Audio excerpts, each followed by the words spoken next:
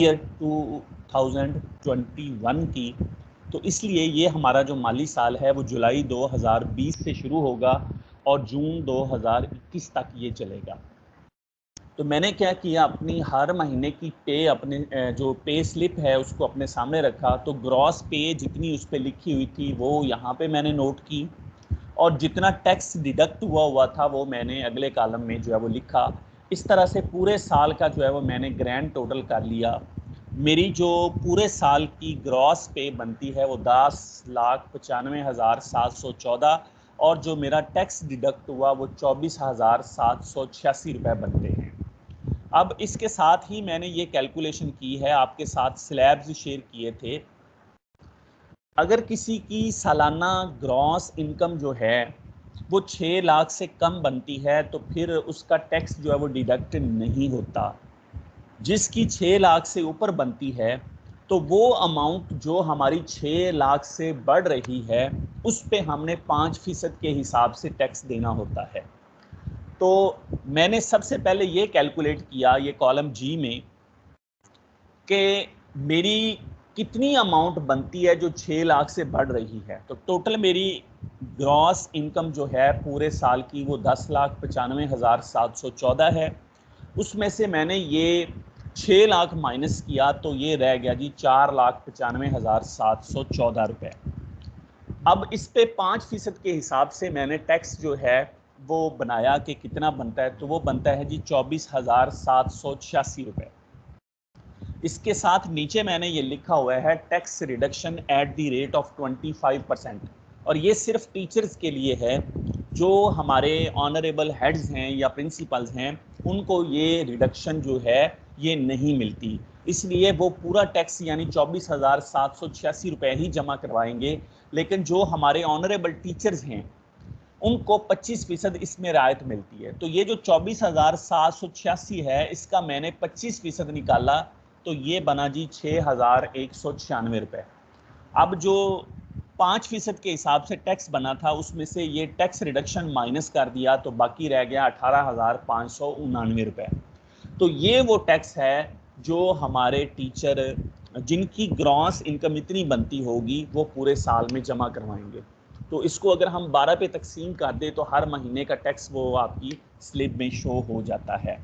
तो ये था जी तरीका कि किस तरह से आपने अपनी ग्रॉस इनकम जो है वो पूरे साल की कैलकुलेट करनी है, टैक्स जो डिडक्ट हुआ है वो कैसे कैलकुलेट करना है, फिर जो आपकी काबिल टैक्स आमदनी है वो 6 लाख से ऊपर जो आमदनी है वो आमदनी काबिल टैक्स आमदनी होती है। तो आपने क्या करना है, अपनी पूरे साल की जो ग्रॉस इनकम है उसमें से 6 लाख माइनस कर देना है तो काबिल टैक्स आमदनी आ जाएगी। उसका फिर 5% आपने टैक्स देना है तो वो अमाउंट आ गई। अगर आप टीचर्स हैं तो फिर इसका 75% आप देंगे यानी 25% आपको रिडक्शन होगी। अब हम चलते हैं जी कि किस तरह से हमने इसको स्टार्ट लेना है। तो मैं अगेन आपके साथ आयरस की जो साइट है उसको शेयर करता हूं।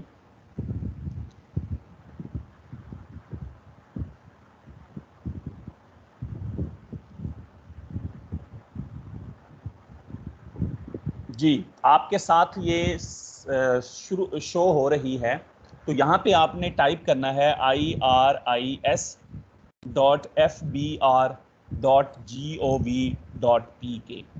ये टाइप करने के बाद ये गूगल क्रोम की जो एड्रेस बार है यहाँ पे आपने टाइप करना है। टाइप करने के बाद मैंने एंटर का बटन दबा दिया तो ये इस तरह से आयरस का लोगन आपके सामने शो हो जाएगा।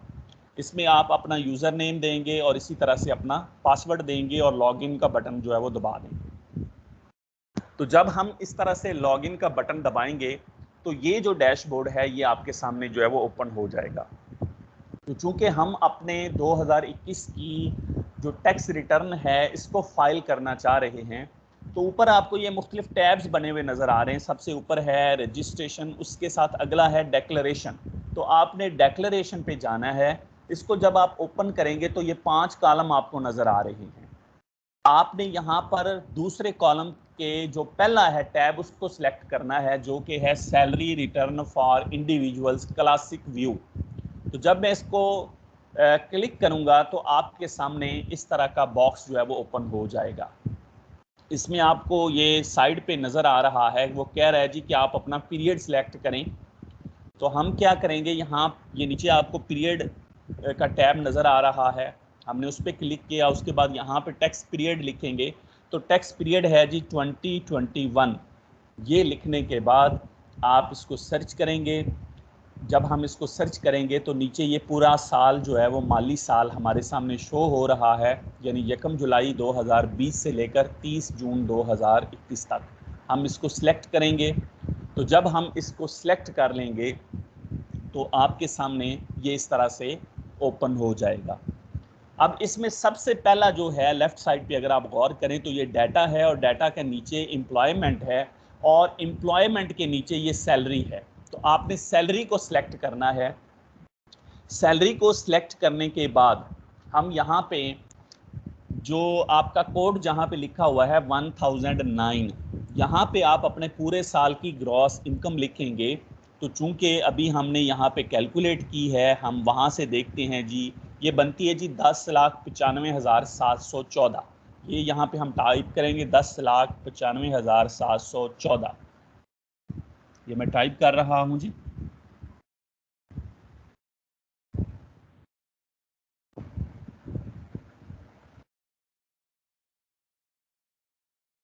$10,95,714 जो है ये मैंने ग्रॉस पे यहाँ पे एंटर की। और ये टाइप करने के बाद आपको टैक्स में छूट नहीं है, यानी आपकी कोई अमाउंट ऐसी नहीं है जो टैक्स में शामिल ना होती हो। जितने भी हम अलाउंसेस ले रहे हैं वो सारों के ऊपर टैक्स है, लिहाजा यहाँ पे जो अमाउंट एग्जेम्प्टेड फ्रॉम टैक्स है उसकी जगह पर हम 0 लिख देंगे। तो ये दोनों अमाउंटें दर्ज करने के बाद आपने ये कैलकुलेट का बटन दबाना है 2 दफ़ा। जब आप इसको 2 दफ़ा दबाएंगे तो ये ऊपर आपको शो हो जाएगा कि जी आपकी इनकम फ्रॉम सैलरी जो है ये कितनी थी। ये करने के बाद हम अब इसको जो है वो क्लोज़ कर देंगे, और मैं अभी सिर्फ बात करूंगा जिनका सोर्स ऑफ इनकम उनकी सिर्फ सैलरी है, इसके अलावा और कुछ नहीं है।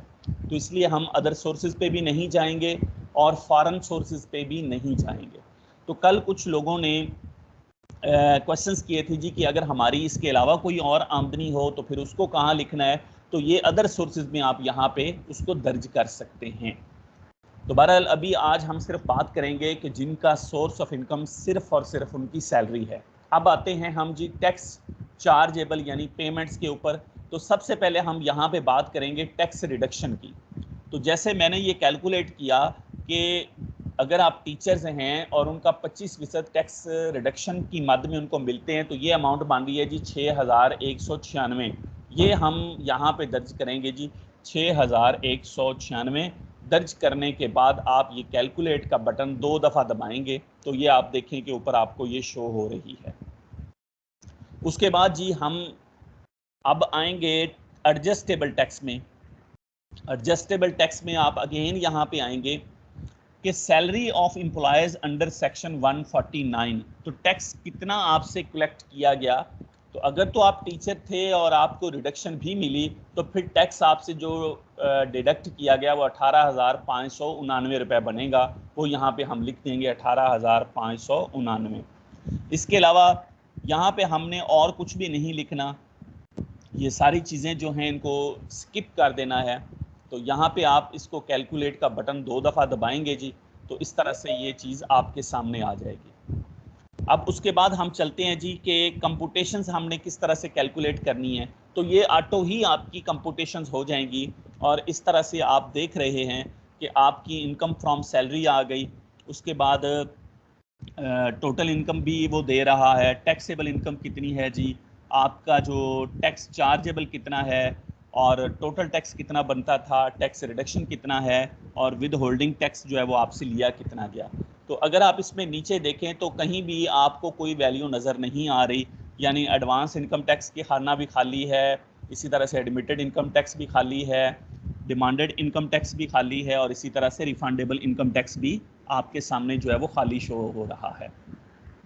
तो ये जो 1 का डिफरेंस है इसको आपने इग्नोर कर देना है, या ये जो 1 का आपको नज़र आ रहा है आप अगेन यहाँ पे चले जाएं एडजस्टेबल टैक्स में, तो इसको अगर आप बढ़ा दें, इसको 89 के बजाय 90 कर दें, क्योंकि ये डेसिमल्स में उन्होंने 2 डिजिट्स तक कैलकुलेशंस की हैं, तो अगर हम इसको 90 कर दें और अगेन कैलकुलेट का बटन दबा दें तो ये चीज़ भी जो है वो आपकी क्लियर हो जाएगी। तो अब हम अगेन आते हैं जी अपनी कंप्यूटेशंस में, तो यहाँ पे आप देख रहे हैं कि आपको कोई भी अमाउंट ऐसी जो है वो नज़र नहीं आ रही।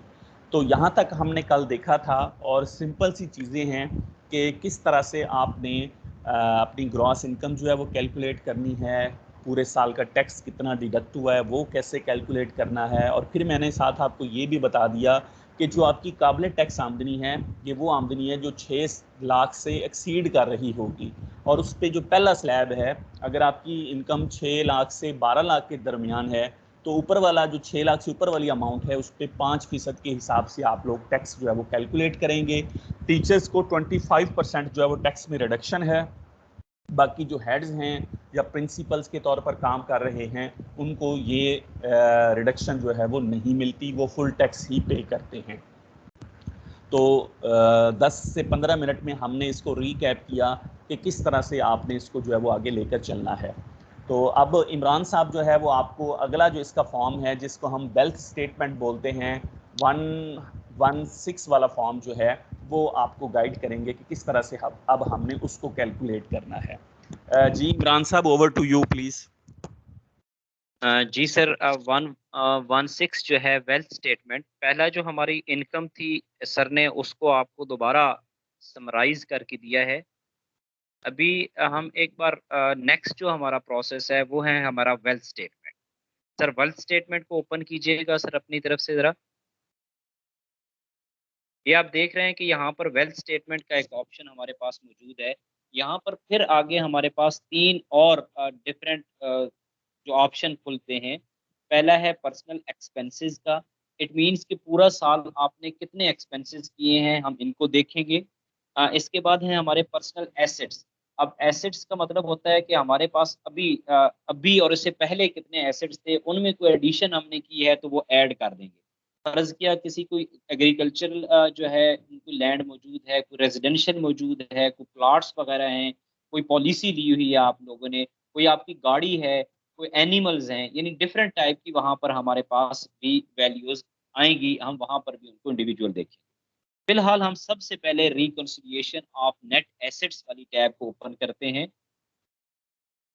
सर तीसरी टैब को ओपन कर दीजिएगा। हाँ, अब ये मैं जो आपको समझाने जा रहा हूँ ये सबसे आसान तरीन तरीका है।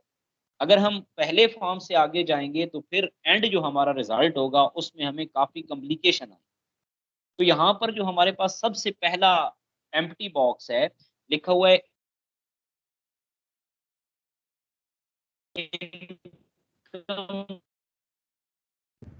अब वो यहाँ पे तो हमने इनकम लिखी थी उधर पहली 10 लाख समथिंग, वो सेम यहाँ पर हमने लिखी।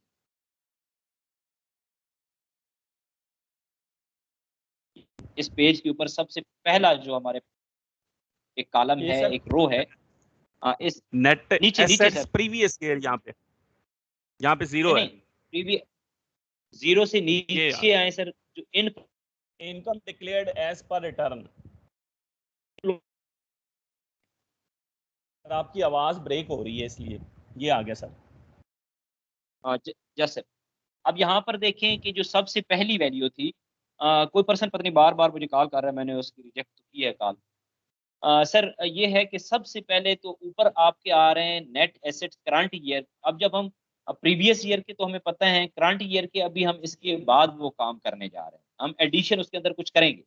लेकिन अगर हम ये वो हैं जो आपके प्रीवियस ईयर्स में आपने अपने एसेट डिक्लेयर की हुई। अब हम यहाँ पर दूसरी जो है नेट एसेट्स करंट ईयर, जब हम इससे पिछले पेज पे जाएंगे तो वहां पर हम एसेट्स अपने एडजस्ट करेंगे तो यहाँ वैल्यू के दरमियान डिफरेंस आएगा। अ, बेशक सर। अब इसके बाद जो तीसरा जो मेन हमारी जगह है हम उस पे चले जाते हैं जहां पर हमने वैल्यूज पुट करनी है। देखिए सेम यहाँ पर वही लिखा हुआ है, an income declared as per return for the year subject to normal tax. जो हमने वहां पर इनकम दी थी वो सेम टू सेम यहाँ पर हमने लिखी। अब चूंकि उसके नीचे है एग्जेम्प्टेड अमाउंट, चूंकि एग्जेम्प्टेड अमाउंट हमने वहां कुछ भी नहीं लिखी तो यहाँ भी कुछ नहीं लिखी। तो फिर हम जीरो अगला लिखेंगे। जो हमारा, हाँ जीरो लिख दें, ठीक है सर। फिर हम कैलकुलेट करेंगे।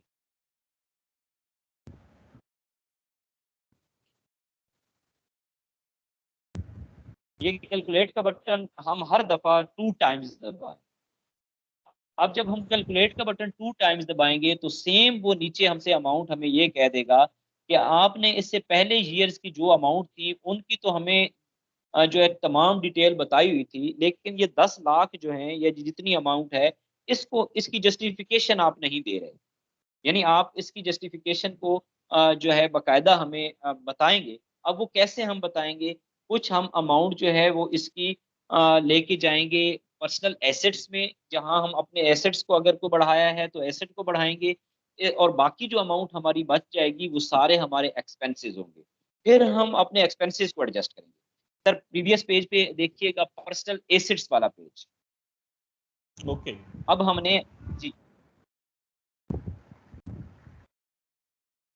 एसेट्स पे जाना है, जी सर। जी सर, अब देखें ये पर्सनल एसेट्स में आपके पास काफी सारी डिटेल्स हैं। अगर आपकी कोई एग्रीकल्चरल प्रॉपर्टी है तो आप प्लस वाले बटन को दबाएंगे और यहाँ पर ये एग्रीकल्चरल रहा। प्रॉपर्टी ऐड करेंगे। देखें यहाँ पर जो ही हमने एग्रीकल्चरल प्रॉपर्टी की टैब को ओपन करना चाहा, फिर हमने प्लस के बटन को दबाया, तो फिर क्या हुआ, एक और हमारे पास एक ये पेज सा ओपन हो गया कि आपकी प्रॉपर्टी कौन सी है। एग्रीकल्चरल प्रॉपर्टी है हमारी, और कंटेंट मींस ये कहाँ कहाँ पर है, कितने मरला है, और एड्रेस वगैरह उसका सारा आपने डिटेल बतानी। उसके बारे में आवाज सर आपकी ब्रेक हो रही है।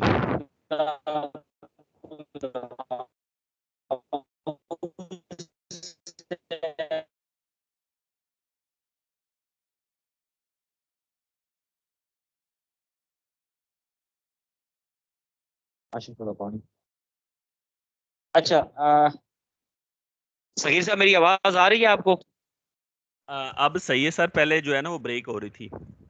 असल में प्रॉब्लम ये होती है कि मैंने आपको बताया कि 2 बार कॉल, 3 बार आई है, मैंने ड्रॉप किया, इसके बावजूद फिर को पर्सन मुझे कॉल कर रहा है। तो यहाँ पर मैं आपको बता रहा था कि सबसे पहली जो स्लैब है हमारी, या सबसे पहली जो लाइन है, वहाँ एग्रीकल्चरल प्रॉपर्टी है। अब आप अपनी एग्रीकल्चरल प्रॉपर्टी को यहाँ पर ऐड कर सकते हैं। उसकी फिर वो आपसे पूछेगा कि इसकी अमाउंट एड्रेस बताएं। बताएंगे पहले, एड्रेस ठीक पहले है, बताएंगे प्रॉपर्टी, हम जी। ठीक है सर, ठीक है। हम सबसे पहले प्रॉपर्टी का एड्रेस बताएंगे कि कहाँ पर मौजूद है। फर्ज किया कि ये ओकाड़ा में मौजूद है, किसी मेन, आप उसका एड्रेस बता देंगे। फिर आप बताएंगे कि कंटेंट इसका क्या है, इसकी डिटेल्स यानी आप वहाँ पर बता दें। 5 एकड़ है, जितनी आपकी अमाउंट है उसके बारे में डिटेल यहाँ पर आप बताएंगे। नीचे सर, यहाँ पर जितने यूनिट्स हैं जी वो ये, डिटेल बताकर। जी जी हाँ सर। जी, चारों चीजें उसमें पूछी हुई हैं। एक लिखा हुआ है कमर्शियल है या रेजिडेंशियल है, तो इनमें से आप बताएंगे। या अगर एग्रीकल्चर है तो वो भी बता सकते हैं। नीचे उसका जो है ना वो हाउस है या फ्लैट है या प्लॉट है। नीचे उसका एरिया लिखा हुआ है कि ये कितने स्क्वायर यार्ड्स है। आप आगे सिटी बता सकते हैं कि कहाँ पे है। तो इस तरह से ये डिटेल्स देने के बाद आप ओके का बटन जो है वो दबा देंगे।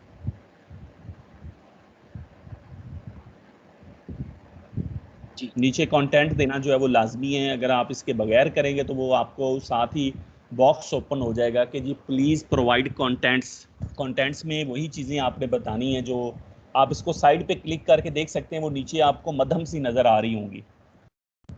जी सर। आप यहाँ पर लिख सकते हैं, फर्ज किया कि 10 मरला प्लाट। जो ही आप कोई वैल्यू एक्स वाई जी देंगे तो यहाँ पर वो फिर आपसे अमाउंट भी पूछेगा। आप उसकी अमाउंट लिखेंगे तो वो फिर आपके एसेट में ऐड हो जाएगी। इसी तरह नेक्स्ट अगर आप चलें तो commercial, industrial, residential property non business के तौर पर आप इस्तेमाल कर रहे हैं, तो उसमें भी आप ऐड कर सकते हैं। वो भी ऐड होके आपकी प्रॉपर्टी में, एसेट में ऐड हो जाएगी। इसके बाद है आपके पास, जैसा कि सर ने ऐड की हुई है कुछ प्रॉपर्टी। इसके बाद है बिजनेस कैपिटल। आपका बिजनेस कोई है, आप वहां से कोई अमाउंट मिल रही है, तो इक्विपमेंट्स हैं आपके पास नॉन बिजनेस, ये अमूमन हम नहीं लिखते। अगर आपके एनिमल्स हैं, फर्ज किया कोई आप गोट्स वगैरह हैं, कोई आपने एनिमल का फार्म बनाया हुआ है या 1-2 भैंसें रखी हुई हैं, तो आप उनकी अमाउंट जहां पर कुछ लिख सकते हैं कि मेरे एनिमल्स हैं। और उसके बाद अगला है आपका बैंक अकाउंट। यहाँ पर आप अपने बैंक अकाउंट की डिटेल देते हैं। अगर अभी आपका बैंक अकाउंट फर्ज किया सर ने लिखा हुआ है, यहाँ पर हम बैंक अकाउंट की देखें नीचे डिटेल भी दे सकते हैं कि मेरा बैंक अकाउंट कहाँ पर है, इसका जो नंबर क्या है और हमारा मेरा जो अकाउंट नंबर है वो क्या है और उसमें अमाउंट कितनी पड़ी है, ये यहाँ पर हम ऐड कर सकते हैं। ऐड करने के बाद हम कैलकुलेट का बटन दबाते जाएंगे तो ऑटोमेटिकली हमारी एडिशन होती जाएगी। इससे नीचे अगर चलें तो हमारे पास और भी वैल्यूज़ हैं। अगर एक से ज़्यादा अकाउंट्स हैं तो एक से ज़्यादा अकाउंट भी ऐड कर सकते हैं। नेक्स्ट अगर उसके बाद हम चलें तो हमारे पास कोई गाड़ी है तो हम गाड़ी को ऐड कर सकते हैं। हम और गाड़ी को ऐड कैसे करना है, आप अगर राइट साइड पे जाएँ तो प्लस का बटन है, हम प्लस के बटन को दबाएँगे।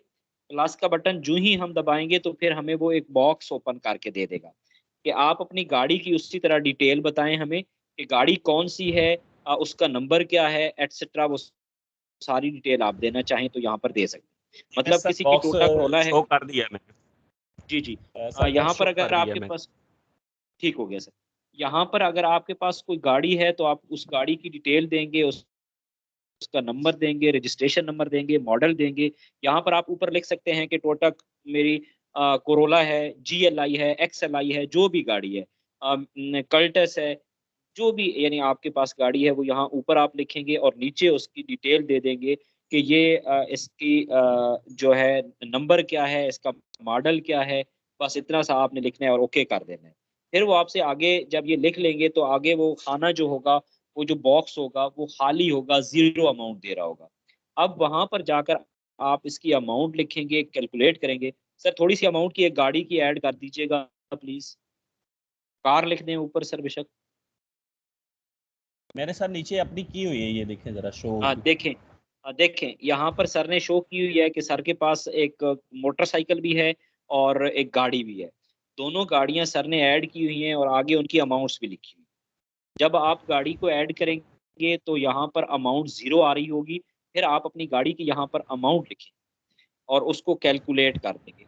इसके बाद नेक्स्ट जो हमारी टैब आ रही है, वो आ रही है हमारे पास अ, प्रीसियस प्रीशियस पोजेशन।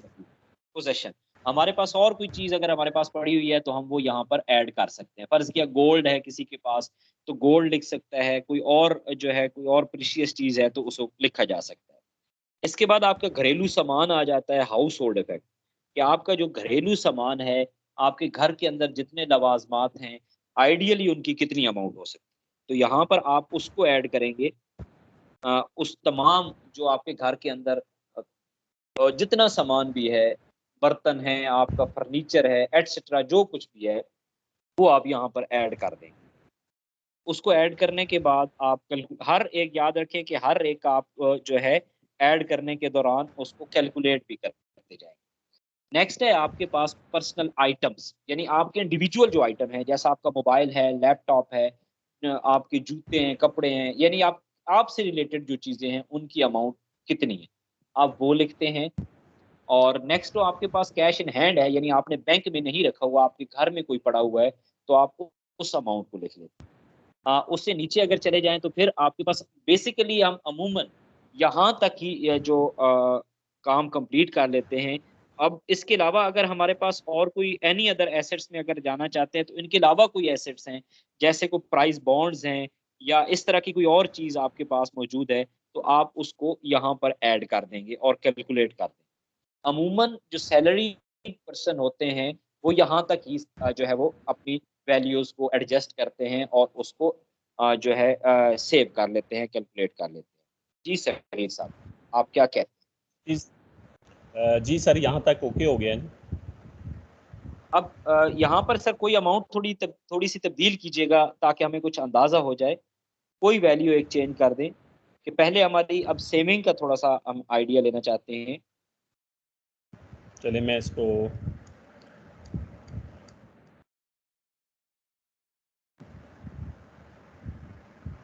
अब देखें यहाँ पर सर अगर कैलकुलेट कर रहे हैं तो अब हम फिर अगले अगर पेज पे जाएँगे जहाँ पर लास्ट इससे पहले वाला पेज था जो हमने पहले खोला था,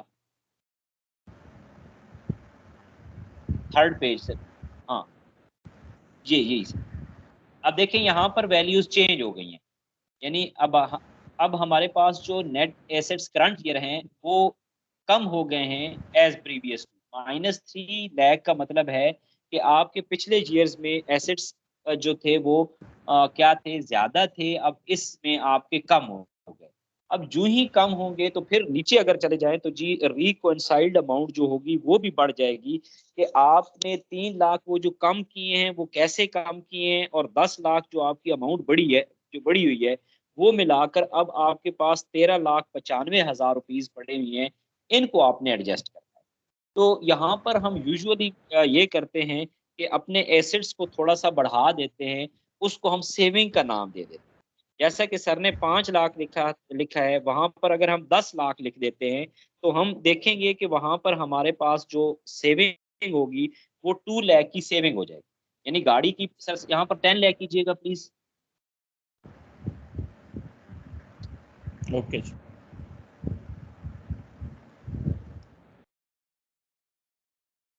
अब जो ही हमने 10 लाख करके इसको कैलकुलेट किया तो हमारे एसेट्स जो थे पिछले साल से थोड़े बढ़ गए। अब अगले पेज पे हम जाएंगे तो अगले पेज पे हमारे जाने के बाद हमें नजर आ रहा है कि हमारे जो इंक्रीज डिक्रीज इन एसेट्स हुआ है, हमारे एसेट्स जो है वो 2 लाख जो है वो इंक्रीज हो गए। यानी हमारी जो अमाउंट थी, जो हमारे पास 10 लाख की अमाउंट थी, उनमें से 2 लाख हमने सेविंग में या उस साइड पे एडजस्ट कर दिया। अब जो बाकी हमारे पास नीचे अमाउंट आ रही है 8,95,714, इट मीन्स हमने वो अपने एक्सपेंसेस की हुई है, हमने वो खर्च की हुई। अब इन 8,95,714 रुपयों को हम जाएंगे पर्सनल एक्सपेंसेस। अब पर्सनल एक्सपेंसेस में जाने तक हम जब देखते हैं कि अगर हम मकान जो है हमारा किराए का है तो किराया हम जितना दे रहे हैं वो हम यहाँ पर लिखेंगे, अगर अपना है हमने शो किया हुआ है तो यहाँ 0 लिखें। अब नेक्स्ट है हमारे पास हमारे टैक्स हमने कितने दिए हैं, यहाँ पर दूसरा जितना हमारे टैक्स की अमाउंट हमने जमा करवाई हुई है वो यहाँ पर हम लिख देंगे। इसके बाद नेक्स्ट हमारे पास है अगर गाड़ी है हमारे पास तो हमने गाड़ी को जो हमारी थी, हमने उसकी मेंटेनेंस करवाई है साल के अंदर डिफरेंट टाइम्स के अंदर। तो जितनी हमारी मेंटेनेंस आती है वो हम क्या करते हैं, वो उस मेंटेनेंस पे लिख देते हैं। फर्ज किया 15,000 आई है, 20,000 आई है, 25,000 आई है, 30,000, जितना हमने साल में डिफरेंट टाइम्स के दौरान गाड़ी को की मेंटेनेंस करवाते हैं वो यहाँ पर हम। फिर हमारी ट्रैवलिंग होती है, अगर कोई दूर दराज एरियाज में जाता है, टीचर है, या फिर हमारी ट्रैवलिंग वैसे ओवरऑल होती रहती है, तो फिर हम हमें अंदाज़ा होता है कि हम दूर दराज, फर्ज किया लाहौर हमारे इतने ट्रिप लगे हैं, या सरगोदा या किसी भी शहर में हमारे इतने ट्रिप लगे हैं, हमारा आइडियल तकरीबन 60 to 70,000 जो है हमारा ट्रैवलिंग पे खर्च हो जाता है पूरे साल का। तो ये जितना हम वर्किंग कर रहे हैं ये पूरे साल की वर्किंग हो रही है। यहाँ पर जितनी हम वैल्यूज पुट कर रहे हैं ये पूरे साल की पुट की जा रही है। तो यहाँ पर अबाउट 60,000 हमारा उस पे आ गया। अब इलेक्ट्रिसिटी के बिल आपके पास मौजूद होते हैं, वो आप उन पे भी जो है उन्हें पूरे साल का काउंट करेंगे कि जुलाई 2020 से जून 2021 तक आपके बिल कितने आए। ये आइडिया भी आप देख सकते हैं, या आप हर एक वैल्यू को ऐड भी कर सकते हैं। अबाउट 42,000 है। अब अगर आपके पानी का आपका मीटर लगा हुआ है तो पानी का आपका खर्चा होता है तो आप उसको लिख सकते हैं, नहीं है तो 0 है। गैस का आपका मीटर लगा हुआ है तो गैस की आप यहाँ पर उस मीटर के हिसाब से साल की जितना आपने बिल जमा कराया है वो यहाँ पर लिख सकते हैं। तो इसके बाद नेक्स्ट है हमारे पास, अगर हमारे घर में पीटीसीएल लगा हुआ है, ये जो टेलीफोन का बिल हम यहाँ पर लिखने जा रहे हैं ये पीटीसीएल का बिल है हमारा। या फिर आपके पास अगर टेलीफोन है मोबाइल की सूरत में तो फिर आप वहाँ पर पूरे साल की जो है समरी निकालेंगे कि आपने इस टेलीफोन पर कितना खर्चा किया है, उस समरी को यहाँ पर लिख देंगे। या एवरेज आपका जो बेसिकली यहाँ पर हम लिखते हैं टेलीफोन का जो हमारा पीटीसीएल का लगा होता है उसको यहाँ पर एडजस्ट करते हैं। यानी हमने डीएसएल लगवाया हुआ है और पीटीसीएल का हमारी कॉल वाला है तो उसकी पूरे साल की हमारा कितना खर्चा होता है वो यहाँ पर हम लिखते हैं।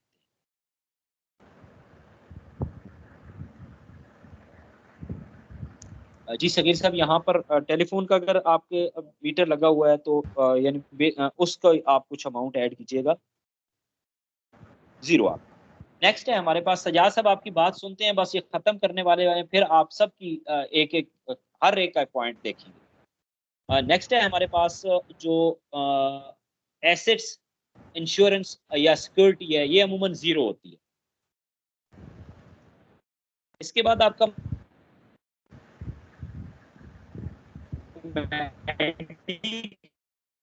जो खर्चा होता है अमूमन एक एवरेज बेस पे आप कर सकते हैं, या कुछ स्पेसिफिकली आपने एक स्पेसिफिक ईयर में कुछ ऑपरेशन करवाया,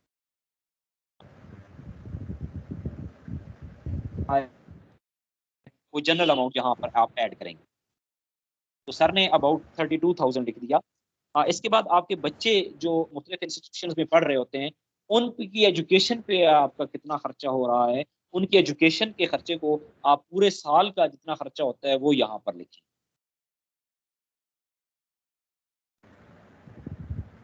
ठीक हो गया? जितना है, बच्चे अगर ज़्यादा हैं, लाख से ऊपर भी हो जाता है, 2 लाख से ऊपर भी हो जाता है। इसके बाद आपके पास है जो टीचर हैं, हमने कोई क्लब वगैरह जॉइन नहीं किया होता, उसका कोई एक्सपेंसेस नहीं है। फंक्शन या गैदरिंग अगर कोई हुई है आपके घर में, उस पे आपने कोई खर्चा स्पेसिफिकली किया हुआ है, तो वो आप लिख सकते हैं, अमूमन ये 0 ही होता है। इसके बाद नेक्स्ट हमारा जो एक कॉलम है ज़कात वगैरह है, डोनेशन आपने कोई दी हुई है, तो वो अगर कोई दी हुई है तो वो आप यहाँ पर लिखें। इसके बाद यहाँ तक पहुँचने के बाद आप वैल्यू को कैलकुलेट करेंगे। अब वैल्यूज़ को आप कैलकुलेट जब करेंगे तो अब हमारे पास जो खर्चे हो चुके हैं वो 2,74,000 और समथिंग। अब हम अभी भी हमारे पास कुछ अमाउंट ऐसी होगी जिसका हमने जो रिकॉर्ड है वो यहाँ पर दर्ज करना होगा। तो इसके बाद अगला जो पॉइंट है, हम आखिरी पे फिर जाते हैं, आखिरी जो हमारा फॉर्म है, और उस पे देखते हैं कि अभी हमारी जो कितनी अमाउंट है जिसको हमने एडजस्ट करना है। ये 6,21,428 रुपीज़। अब ये हमने वैल्यू कहाँ पर लिखी है? ये सबसे नीचे अगर देखें तो लिखा हुआ है other personal house hold expenses. वो जितनी अमाउंट वहाँ पर बची पड़ी है वो सारी की सारी यहाँ पर लिखनी है।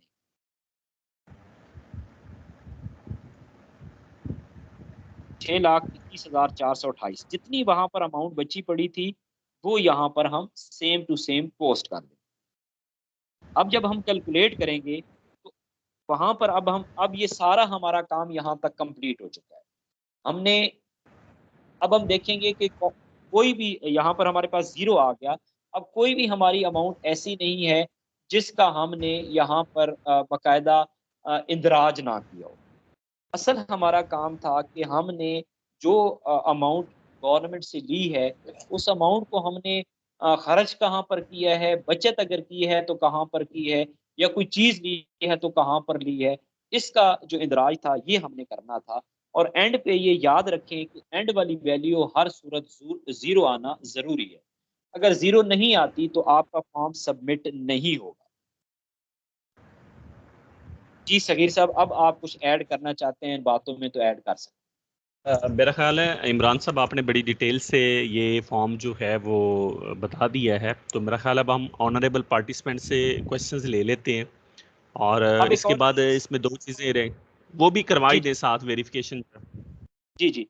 यहाँ पर हमारे पास एक चीज़ है कि आपने जब एक अपना लॉगिन बनाया था, अपनी रजिस्ट्रेशन की थी, तो आपको पासवर्ड भी मिला था और आपको वहाँ पर एक पिन कोड भी मिला था। अब आप वेरिफ़िकेशन की टैब को जब ओपन करते हैं, वेरिफ़िकेशन की टैब उस वक़्त वेरीफ़ाई होगी जब आपकी अनरिकॉन्साइल्ड अमाउंट 0, तो यहाँ पर आप वो पिन देंगे। सहीर साहब, आप पिन ना दीजिएगा बेशक कभी। यहाँ जी पर जी जो ही आप बिल्कुल। पिन देंगे, जहाँ पर आप जो ही पिन देंगे तो वेरीफाई पिन का बटन दबाएँगे, तो वो बता देगा कि पिन यानी कोड वेरिफाइड। और उसके बाद आप जब ये कोड वेरीफाई हो जाएगा तो फिर एक ऊपर बटन आ रहा है सबमिट का। इस सबमिट के बटन, ये वेरिफिकेशन के बाद आप सबमिट के बटन को दबाएँगे, तो आपकी जो ऑनलाइन ये उससे पहले सेव दबा देंगे। सेव दबाने के बाद आप सबमिट कर सकते हैं। सेव यहाँ पर दबाएँगे तो आप सबमिट करने से पहले इसको बंद कर सकते हैं, फिर किसी टाइम आप इसको सबमिट भी कर सकते हैं। लेकिन जब आप सबमिट कर देंगे तो उसके बाद दोबारा इसमें से कोई एडिशन नहीं हो पाएगी। तो सबमिट करने के बाद ये होगा कि आप जब सबमिट करेंगे तो ये वापस आपको पहली पोजीशन पर ले जाएगा। पहली पोजीशन पर ये जब ये लेके जाएगा तो फिर ये होगा कि आप सर बैक कर दें, बेशक नो कर दें। अब देखिए यहाँ पर हम ड्राफ्ट आ रहा है, इनबॉक्स आ रहा है, आउटबॉक्स आ रहा है और एक कंप्लीटेड टास्क आ रहा है। जब आप इसको सबमिट कर देते हैं, सर ऐड इसे नहीं करना, बैक सर बैक। जी जी मैं ये दिखाना चाहता हूँ, ये उससे पहले जो पिच देखे ना, जो ही आप वहां पर सबमिट करेंगे तो नीचे कंप्लीटेड टास्क में वो आ चुका होगा। अब कंप्लीटेड टास्क में आप डिक्लेरेशन को जो ही क्लिक करेंगे तो सबसे ऊपर 2021 वाली टैब आ चुकी है। आप इस पे क्लिक करेंगे, 2021 वाली अभी सर, मैंने 2020 वाली सबमिट ओपन, किया। 2020 वाली सर ओपन कर देना। मैं प्रिंट ओपन निकालना सिखाना चाहता था। ओके 2020 वाली जब आप ओपन करेंगे तो ये आपके पास आ जाएगा व्यू वाला बटन, सिर्फ अब बाकी बंद हो गए हैं, व्यू वाला बटन ओपन हो गया। अब प्रिंट आप वाला इस, सर, प्रिंट। नहीं इससे जी पहले व्यू था। व्यू के बाद जी आप जी प्रिंट वाले बटन से प्रिंट निकाल सकते हैं और अपने पास पीडीएफ की शक्ल में इसको सेव कर सकते हैं। तो ये था ये सारा साथ से। प्रोसेस, ये सेव होना शुरू हो। इट मीन्स इसको फिर आप प्रिंट ले सकते हैं और अगर अपने पास रखना चाहते हैं तो रख लें, ऑफिस वाले मांगते हैं तो ऑफिस वाले दे शो सकते हैं। करवा। जी ये कंप्लीट हमारा आज का वेल्थ स्टेटमेंट का काम था। और उससे पहले हमने जो एसेट्स को कैसे ऐड किया, एसेट को बढ़ाया कैसे, और जो हमारे एक्सपेंसेस थे उनको कैसे एडजस्ट किया, अनरिकॉन्साइल्ड अमाउंट को हम जीरो पे कैसे लेकर आए, और उसके बाद हमने वेरिफिकेशन कैसे की, और वेरिफिकेशन के बाद हमारे पास जो इसको सबमिट कैसे करना था, सबमिट करने के बाद इसका प्रिंट कैसे लेना था। अब एक और चीज सर मैं बताना चाहता हूँ कि अगर किसी पार्टिसिपेंट को पिन कोड भूल जाता है वेरिफिकेशन से पहले, तो यहाँ पर आप लोगों को ऊपर ऑप्शन नजर आ रहे हैं, चेंज पिन का एक ऑप्शन नजर आ रहा है। आप चेंज पिन करेंगे तो यहाँ पर आप कोई भी पिन दे सकते हैं। तो वो जो पुराना पिन आपको नहीं भी याद, तो ये 4 जो डिजिट्स का आपका पिन कोड होगा, इसे आपने याद रखना है और फिर आपने इसको क्या करना है, उधर जो जब वेरिफिकेशन में जाएंगे तो वहां ये पिन दे देना है। आप अब आपके किसी भी क्वेश्चन का हम आंसर देने के लिए रेडी हैं। आप अपना हैंड रेज करें, हम उससे रिलेटेड आपके जो क्वेश्चंस हैं उनको एक्सप्लेन करेंगे। जी सजाद साहब का क्वेश्चन है। जी सजाद साहब अब आप बोलें। जी अस्सलाम वालेकुम सर। वालेकुम सलाम। वालेकुम सर सलाम। मैंने थोड़ा सा यही इन्फॉर्मेशन लेनी थी कि एक बिल्कुल नया बंदा है, तो जिसने पहली जी दफ़ा ही जिसकी हमने करनी है, लेट्स सपोज एक टीचर की, तो जी जी उसकी जो भी प्रॉपर्टी है वो हम ऐड करते हैं, मतलब उसकी ज़मीन है जो भी है, तो जी जो उस पे कोई टैक्स पे कोई फ़र्क पड़ेगा, या जो हमने टैक्स पहला लिख दिया है वो उसकी इनकम पे टैक्स होगा, उनकी उन चीज़ों पर तो नहीं कोई टैक्स वगैरह होगा? ये सारी चीज़ें हैं, इसलिए पूछना चाह रहा था, वेल्थ वगैरह सर का। उसकी जो एनुअल इनकम है ना, सिर्फ उसी पे टैक्स होगा। आप उसके एसेट शो करें, उन पे कोई टैक्स नहीं होगा। सही, मतलब वो हमने वैसे ही उनको शो करा देना कि इतना उनका हो गया। जी जी बिल्कुल। जी सर, चलो, और कुछ? और ये था कि मेरा पहले मैंने बनाई थी अपनी, और मुझे ना उसका पासवर्ड भूल गया, और शायद अभी कोई वेबसाइट का मसला है उसका ना, वो रीसेट करने की मैं कोशिश कर रहा हूँ, लेकिन वो ना ईमेल अभी आ रही है और ना ही उसका वो मोबाइल पे मैसेज आ रहा है। ये साइड को वेबसाइट का इशू है या कोई और जी मेथड ये है इसको रिकवर करने वीकेंड में सर वो अपडेट कर रहे हैं, इंशाल्लाह कल जो है वो ओपन हो जाएगा सारा सिस्टम। का? चलो ठीक, थैंक यू। मोहम्मद अबू बकर साहब हैं। अबू बकर साहब आपने ये तमाम जो है चीज़ें देखी हैं, आपके माइंड में कोई कंफ्यूजन है तो प्लीज़ माइक सर ओपन जी करें। मेरा क्वेश्चन सर ये है कि मैं जितनी सैलरी लेता हूँ वो मैं अपने वालिद साहब को दे देता हूँ। तो जी सर अब जी यहाँ पर मेरे नाम का अगर कोई बिजली का मतलब मीटर वगैरह भी नहीं है, गैस का भी नहीं है ना, और मैं रहता भी अपने वाले साहब के नाम मकान है, उनके ही उस घर में रहता हूँ। तो मैं सर उसमें क्या लिखूंगा? वो जो गैस का बिल है या जो मकान का है, वहाँ पर मैं सारी चीजें 0 0 लिखूंगा? बेशक आप और सारी मैं चीजें 0 0 लिख दे, लेकिन आप अदर हाउस होल्ड जो आपके हैं, अब दो किस्म के आप यहाँ पर काम कर सकते हैं। या आप इस अपनी सेविंग्स को बढ़ा दें, या अगर आप समझते हैं कि एक्सपेंसेस हो गए हैं तो आप वहाँ पर एंड पे अपने हाउस होल्ड वाली जगह पे लंप सम जितनी आपकी अनरिकॉन्साइल्ड अमाउंट है वो वहाँ पर लिख देंगे, तब भी आपकी वो जो है सबमिट हो जाए। इसमें सर कोई इशू तो नहीं होगा भाई? ये सारे ही अगर हम उसी में एक कोई इशू कोई इशू नहीं। सर बहुत शुक्रिया सर, जज़ाक। कोई नहीं। जी मोहम्मद वकील साहब हैं आई थिंक। जी जी जी सर। जी सर, ये सर मेरा क्वेश्चन ये है कि ना, मेरी रहायश देहात में भी है और फिर मैंने शहर में भी रखी हुई है, तो दोनों जगह मकान है। तो फिर क्या जी मैं जी फिर वो बिल जो है वो फिर दोनों जगह के मैं वहाँ शो कराऊं, और जो मैंने बिल्कुल अदा दोनों कर रहा हूँ? दोनों जी की जी, जगह के दोनों के आप शो करवाएं। और और अगर सर आपने दूसरा, एक किराए पे दिया हुआ है, जी किराए पे तो नहीं दिया हुआ कोई? नहीं नहीं, है वो दोनों अपने पास ही रखे हुए हैं जी। चले ठीक है, आप दोनों का दे सकते हैं। और सर एक क्वेश्चन मेरा ये और थोड़ा सा और भी है। जी जी पूछे सर, जितने मर्जी जी, पूछे। वो मैंने जो कार जो है ना वो ली हुई है लोन पे बैंक से, तो उसका उसका भी इंदराज करूं इस पे फिर मैं इसमें? जरूर करना चाहिए, लेकिन मेरा ख्याल है अभी तक आपके नाम पे नहीं होगी वो गाड़ी। हाँ नहीं जी, वो बैंक के नाम पे ही है अभी, मैं उसकी ओके, इंस्टॉलमेंट दे रहा हूँ जी। ये आप जो उसकी इंस्टॉलमेंट दे रहे हैं ना वो जमा करवाएं अपने एक्सपेंसेस के अंदर, तो जो ही जब गाड़ी आपके नाम पे होगी देन आपका ये एसेट बनेगी। अभी फिलहाल आपका एसेट नहीं है ये। जो चीज आपके नाम पे है ओके ना वो आपके एसेट में रहेगी। ओके, थैंक यू जनाब, थैंक यू। जी मैम बुशरा अख्तर कुछ पूछना चाहते हैं।